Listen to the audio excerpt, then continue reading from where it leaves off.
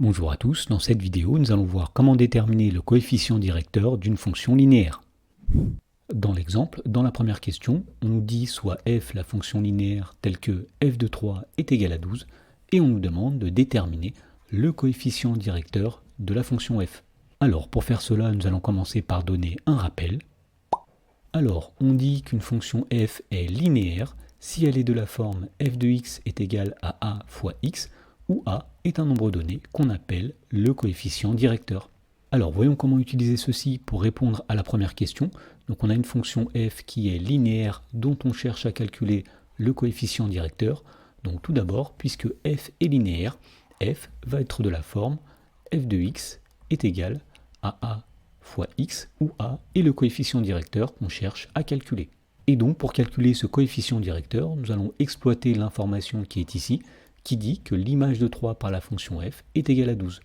Autrement dit, nous allons remplacer x par 3, donc f de x va donner f de 3, qui va être égal à a multiplié par 3. Et donc on sait que f de 3 est égal à 12, donc on va remplacer f de 3 par 12, ce qui donne l'équation 12 est égal à a multiplié par 3. Et donc pour déterminer le coefficient directeur de la fonction f, il s'agit tout simplement de résoudre cette équation. Alors résoudre cette équation veut dire qu'il faut isoler le nombre a. Ici nous n'avons pas a mais a fois 3, donc il faudrait se débarrasser du 3 qui est ici. Alors l'opération qui est en jeu c'est une multiplication, donc pour faire disparaître ce 3, on va appliquer l'opération inverse de la multiplication, c'est-à-dire la division, et donc nous allons diviser le membre de droite par 3. Alors si on divise le membre de droite par 3, il faut aussi diviser le membre de gauche par 3. Et donc à gauche nous avons 12 divisé par 3, ce qui donne 4, qui est égal à a fois 3 divisé par 3. Alors 3 divisé par 3, ça va donner 1. Donc ici, nous allons obtenir a multiplié par 1, qui donne tout simplement a.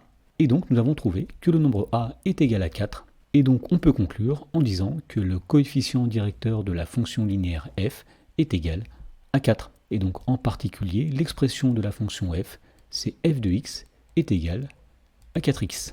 Dans la question numéro 2, on nous dit soit g, la fonction linéaire, telle que g de 4 est égal à moins 2, et on demande de déterminer le coefficient directeur de la fonction g. Alors là encore, puisque la fonction g est une fonction linéaire, eh bien on sait que g est de la forme g de x qui est égal à a fois x, où a est le coefficient directeur de g. Et donc pour déterminer le coefficient directeur, nous allons utiliser l'information qui est ici, qui dit que l'image de 4 par la fonction g est égale à moins 2. Donc nous allons remplacer tous les nombres x par 4. Donc g de x va donner g de 4 et a fois x va donner a multiplié par 4.